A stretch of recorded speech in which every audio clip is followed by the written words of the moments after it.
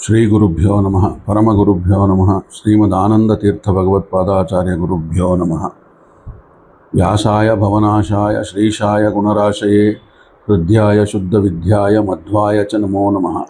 ಸೌಗಂಧಿಕ ಪುಷ್ಪದ ವಿವರಣೆ ಆದಮೇಲೆ ಭೀಮಸೇನ ಚಿಂತನದಲ್ಲಿ ಮುಂದೆ ಜಟಾಸುರನನ್ನು ನೋಡಬೇಕಾಗಿದೆ. ನಾವು ಜಟಾಸುರ ಅಂತ ಒಬ್ಬ ಇದ್ದ, ಅವನ ಬಗ್ಗೆ ನೋಡೋಣಂತೆ. ರಾಕ್ಷಸ ಅವನು.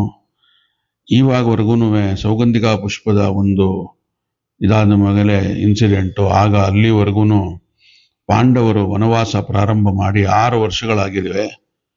ಆಗ ಒಬ್ಬ ರಾಕ್ಷಸ ಇದ್ದ, ಅವನು ಜಟಾಸುರ ಅಂತ ಅವನ ಹೆಸರು. ಅವನು ವೈದಿಕ ವೇಷವನ್ನು ಹಾಕ್ಕೊಂಡು ಋಷಿಗಳ ಜೊತೆಗೆ ಸೇರ್ಕೊಂಡ್ಬಿಟ್ಟಿದ್ದ.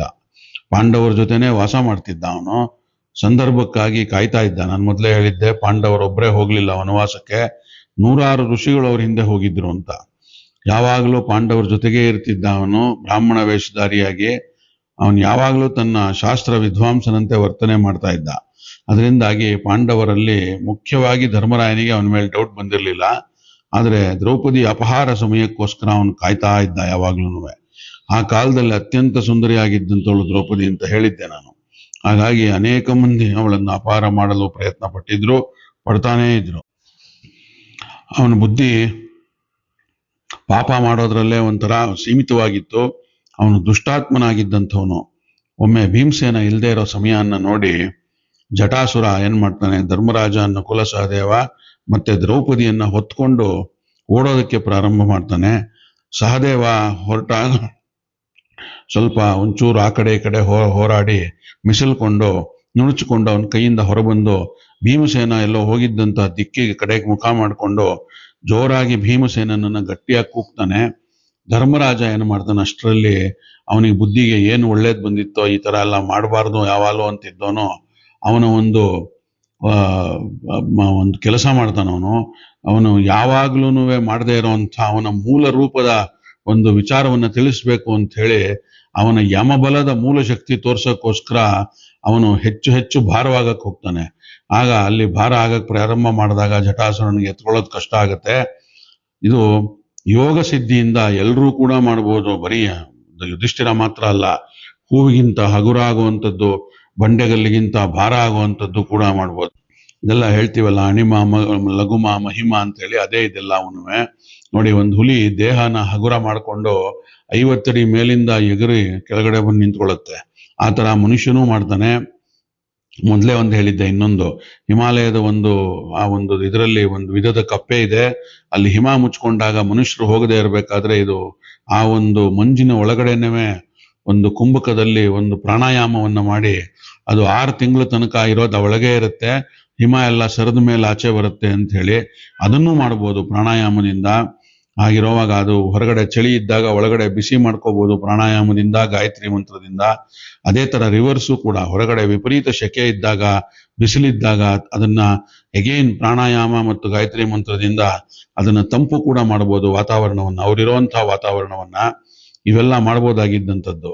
ಈಗ ಫಾರ್ ಎಕ್ಸಾಂಪಲ್ ನೋಡಿ, ಇದನ್ನೇ ಇನ್ನೊಂದು ಟಿಬೆಟ್ನಲ್ಲಿ ಇವತ್ತಿಗೂ ಕೂಡ ದೇಹನ ಬಹಳ ಜನ ಲಾಮಾಗಳು, ದಲೈ ಲಾಮಾ ಒಬ್ರೇ ಅಲ್ಲ, ಲಾಮಾಗಳೆಲ್ರೂ ಅದನ್ನ ಅಭ್ಯಾಸ ಮಾಡಿರ್ತಾರೆ. ದೇಹವನ್ನ ಹಗುರ ಮಾಡಿಕೊಂಡು ಆ ಬೆಟ್ಟಗಳನ್ನ ಬೇಗ ಹತ್ಕೊಂಡು ಹೋಗ್ತಾ ಇರ್ತಾರೆ.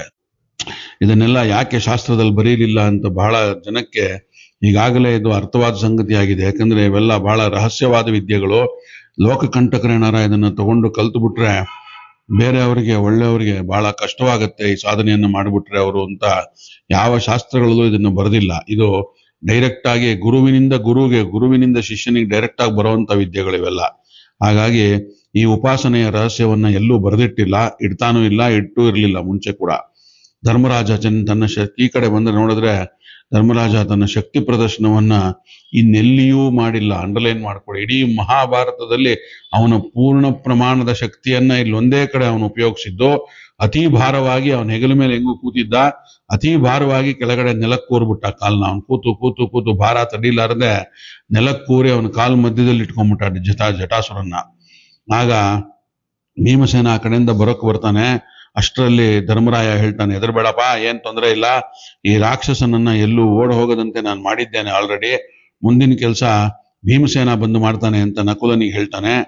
ಆಗ ಧರ್ಮರಾಜ ನಕುಲ ಅಲ್ಲ, ಸಹದೇವನಿಗೆ ಹೇಳ್ತಾನೆ, ಕ್ಷತ್ರಿಯರಾಗಿ ನಾವು ಸುಮ್ಮನಿರಬಾರದು, ನಮ್ಮ ಪತ್ನಿಯನ್ನು ಅಪಹಾರ ಮಾಡ್ತಾ ಇರುವಾಗ ನಮ್ಮ ಪ್ರಾಣ ಹೋದ್ರೆ ಹೋಗ್ಲಿ ಅಂತ ಹೋರಾಡೋದೇ ಸರಿ ಎನ್ನುವಂಥದ್ದನ್ನ ಅಲ್ಲಿ ಯುಧಿಷ್ಠಿರ ಎತ್ತಿ ಹಿಡಿದು ತೋರಿಸಿದ್ದಾನೆ. ನನ್ನನ್ನು ಸೋಲಿಸದೆ ನೀನು ಹೋಗಲು ಬಿಡೋಕ್ ಸಾಧ್ಯವೇ ಇಲ್ಲ, ಅದರಿಂದ ಹೋರಾಟಕ್ಕೆ ಸಿದ್ಧನಾಗು ಅಂತ ಹೇಳ್ತಾನೆ. ಪಂಥಾಹ್ವಾನ ಮಾಡಿಬಿಡ್ತಾನೆ. ಸಹದೇವ ಕೂಡ ಅಲ್ಲಿ ಹೋರಾಡಿದ್ದಿದ್ರೆ ಸಹದೇವನಿಗೆ ಪ್ರಾಯ ಕಷ್ಟ ಆಗ್ತಾ ಇತ್ತು, ಜಟಾಸುರನ್ನು ಎದುರಿಸಕ್ ಆಗ್ತಾ ಇರ್ಲಿಲ್ಲ ಅವನ್ಗೆ. ಆದ್ರೆ ಪುಣ್ಯ ಏನಪ್ಪಾ ಅಂತಂದ್ರೆ ಅಷ್ಟರಲ್ಲಿ ಸರಿಯಾಗಿ ಭೀಮಸೇನ ಕೂಗನ್ನು ಕೇಳ್ಕೊಂಡು ಅವನು ವಾಪಸ್ ಬಂದೇ ಬಿಟ್ಟಿರ್ತಾನೆ.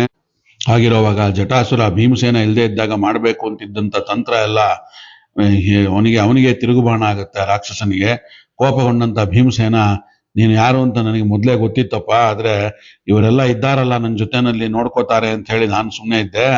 ಯಾಕಂದ್ರೆ ನಾನು ನೋಡಿಲ್ಲೇನು, ನಾವ್ ಇಲ್ದೇ ಇದ್ದಾಗ ನಮ್ಮ ಶಸ್ತ್ರಗಳನ್ನ ಒಂಥರ ಗುಟ್ಟಿನಲ್ಲಿ ತಪಾಸಣೆ ಮಾಡೋದು, ನೀನ್ ಚೆಕ್ ಮಾಡ್ತಾ ಇದ್ದಿದ್ದು, ಅದನ್ನೆಲ್ಲ ಯಾವುದು ಅಂತ ಹೇಳಿ ನೋಡ್ತಾ ಇದ್ದಿದ್ದು, ಅವೆಲ್ಲ ನಾನು ಅಬ್ಸರ್ವ್ ಮಾಡಿದ್ದೀನಿ ನಾನು. ಹಾಗಾಗಿ ನನಗೆಲ್ಲವೂ ಗೊತ್ತಿದೆ. ಆದರೂ ನಿನ್ನಿಂದ ಅಪರಾಧ ಆಗ್ಲಿ ಅಂತ ಜೊತೆಗೆ ಕಾಯ್ತಾ ಇದ್ದೆ ನಾನು. ಒಟ್ಟಿಗೆ ಹಿಡಿದು ರೆಡ್ ಹ್ಯಾಂಡ್ ಆಗಿ ಶಿಕ್ಷೆ ಕೊಡೋಣ, ಅಲ್ಲಿವರೆಗೂ ಬೇಡ ಅಂತ ಸುಮ್ಮನಿದ್ದೆ. ಅಷ್ಟರೊಳಗೆ ಏನಾರಾದ್ರೆ ಇವರಿದ್ದಾರೆ ನೋಡ್ಕೋತಾರೆ, ನನ್ನ ತಮ್ಮಂದ್ರು ಅಣ್ಣಂದ್ರು ಅಂತ ಹೇಳಿ. ಹಾಗಾಗಿ ಬ್ರಾಹ್ಮಣ ವೇಷದಲ್ಲಿದ್ದೀನಿ, ನೀನು ಎಲ್ಲವೂ ಗೊತ್ತಿದೆ ನನಗೆ. ನಿನ್ನ ಕೆಟ್ಟತನ ಸಾಬೀತಾಗಬೇಕು ಅಂತ ಅದಾಗೋವರೆಗೂ ಸುಮ್ಮನಿರೋಣ ಅಂತಿದ್ದೆ. ನೀನ್ ಯಾವ ದೇಶಕ್ಕೆ ಹೋಗ್ಬೇಕೆಂದಿದ್ದೀಯೋ ಯೋಚಿಸಿದ್ದೀಯೋ ಅಲ್ಲಿಗೆ ಖಂಡಿತ ನಿನ್ ಕೈಲಿ ಹೋಗಕ್ಕಾಗಲ್ಲ. ನೀನ್ ಎಲ್ಲಿಗೆ ಹೋಗ್ಬೇಕು ಅಂತ ನಿರ್ಧಾರ ಮಾಡೋದು ನಾನು, ನೀನಲ್ಲ. ಹಾಗಾಗಿ ನಿನ್ನ ಕೈನಲ್ಲಿ ಆಗೋದಿಲ್ಲ ಇದು. ನಿನ್ನ ಮನಸ್ಸು ಈಗಾಗಲೇ ಎಲ್ಲಿಗೆ ಹೋಗ್ಬೇಕು ಅಂತಿದೆಯೋ, ನಿನ್ನ ದೇಹ ಎಲ್ಲಿಗೆ ಹೊರಟಿದೆಯೋ ಅಲ್ಲಿಗೆ ಹೋಗಕ್ಕೆ ನಿನಗೆ ಸಾಧ್ಯ ಇಲ್ಲ. ನಾನು ಎಲ್ಲಿಗೆ ಕಳಿಸೋದು ಅಂತ ತೀರ್ಮಾನ ಮಾಡಿದ್ದೀನೋ ಅದೇ ಅಲ್ಲಿಗೆ ಹೋಗೋದು. ನಿನ್ನ ಪೂರ್ವಜರು ಗೊತ್ತಲ್ಲ, ಯಾರೇಳೋ, ಬಕ, ಹಿಡಂಬ, ಅವ್ರು ಹೋದ ಜಾಗಕ್ಕೆ ನಿನ್ನನ್ನ ಕಳಿಸುವಂಥದ್ದು. ನಿನ್ನ ಕತೆ ಮುಗಿಸ್ತೀನಿ ಈಗ ಅಂತ ಹೇಳಿ ಭೀಮ ಭೀಕರವಾದ ಯುದ್ಧವನ್ನು ಮಾಡ್ತಾನೆ.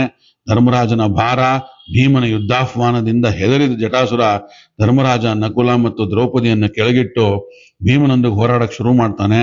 ಜಟಾಸುರನಲ್ಲಿ ಗದೆ ಇಲ್ಲದಿದ್ರಿಂದ ಭೀಮಸೇನನು ಮಲ್ಲಯುದ್ಧವನ್ನೇ ಮಾಡ್ತಾನೆ, ಗಟೆ ಇಟ್ಕೊಳ್ಳಿಲ್ಲ ಅವನು.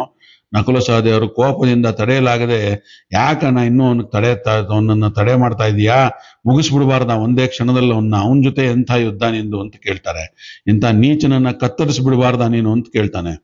ಆಗ ಕತ್ತಿ ತೆಗಿತಾರೆ ಅವರು, ನಾನೇ ಕತ್ತರಿಸ್ಬಿಡ್ತೀನಿ ನೀನ್ ಮಾಡದೇ ಇದ್ರೆ ಅಂತ.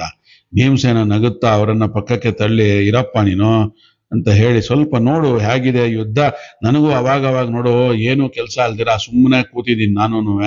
ಅವಾಗ ಈ ತರ ಒಂದಷ್ಟು ಬಂದ್ರೆ ನನಗೂ ಒಂದ್ ಸ್ವಲ್ಪ ಖುಷಿ, ಟೈಮ್ ಪಾಸ್ ಆಗುತ್ತೆ. ಆಯ್ತು, ಆ ಟೈಮ್ ಪಾಸ್ಗೋಸ್ಕರ ಯುದ್ಧವನ್ನು ಮಾಡ್ತಾ ಇದ್ದೆ ಅವನ ಜೊತೆ. ಈಗ ನೋಡು ಅಂತ ಹೇಳಿ ಒಂದು ಮುಷ್ಟಿಯಿಂದ ಅವನನ್ನ ಒಂದು ಗುದ್ದಿ, ಎರಡೇ ಏಟ್ನಲ್ಲಿ ಅವನನ್ನ ಪುಡಿ ಮಾಡ್ಬಿಡ್ತಾನೆ ಅವನ ಎಲುಬುಗಳನ್ನ.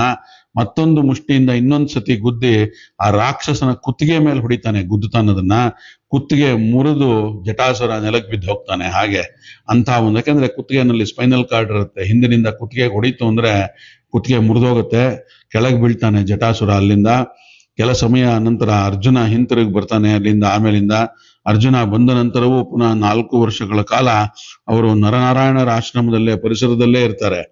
ಇನ್ನು ವನವಾಸ 1 ವರ್ಷ ಇದೆ ಅನ್ನುವಾಗ ಋಷಿಗಳ ಸಹವಾಸದಲ್ಲೇ ಇದ್ದು ಬಿಡುವ ಅಂತ ಧರ್ಮರಾಜನಿಗೆ ಅನ್ನಿಸ್ಬಿಡುತ್ತೆ. ನೋಡಿ, ಅವನು ಆಮೇಲೆ ಯುದ್ಧ ಮಾಡೋಣ ಅಂತ ಹೇಳಿದ್ದವನು, ಈಗ ನೋಡಿ ಹೇಗೆ ಅನ್ನಿಸ್ತಾ ಇದೆ ಅವನಿಗೆ ಅಂತೇಳಿ. ಅವನಿಗೆ ರಾಜ್ಯದ ಸೆಳೆತ ತಪ್ಪು ಹೋಗಿರುತ್ತೆ ಆಲ್ರೆಡಿ ಅವನಿಗೆ.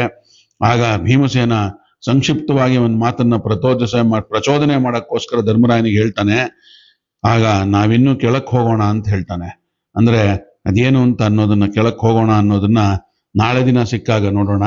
ಅಲ್ಲಿವರೆಗೂ ಈ ಒಂದು ಜಟಾಸುರನ ಸಂಹಾರದ ಕಥೆಯನ್ನ ಕೇಳ್ತಾ ಭೀಮಸೇನ ಚಿಂತನದಲ್ಲಿ ಭೀಮಸೇನ ವಾಯುದೇವರನ್ನ ಮನಸ್ಸಿನಲ್ಲಿ ಇಟ್ಕೊಂಡು ಪ್ರಾರ್ಥನೆಯನ್ನು ಮಾಡ್ತಾ ಮುಂದೆ ನಾಳೆ ಏನಾಗುತ್ತೆ ಅನ್ನೋದನ್ನ ಕಾಯ್ತಾ ನೋಡೋಣಂತೆ. ಇವತ್ತಿನ ಈ ಭೀಮಸೇನ ಚಿಂತನವನ್ನ ನನ್ನ ಗುರುಗಳಾದ ಬನ್ನಂಜೆ ಅವರಿಗೆ ಹಾಗೂ ಅವರ ಅಂತರ್ಯಾಮಿಯಾದ ಶ್ರೀಮದ್ ಆಚಾರ್ಯರು ಹಾಗೂ ಕೃಷ್ಣ ಪರಮಾತ್ಮನ ಪಾದಗಳಿಗೆ ಅರ್ಪಣೆ ಮಾಡೋಣ. ಶ್ರೀಕೃಷ್ಣಾರ್ಪಣಮಸ್ತು. ಸರ್ವೇ ಸಜ್ಜನ ಸುಖಿನೋ ಭವಂತು.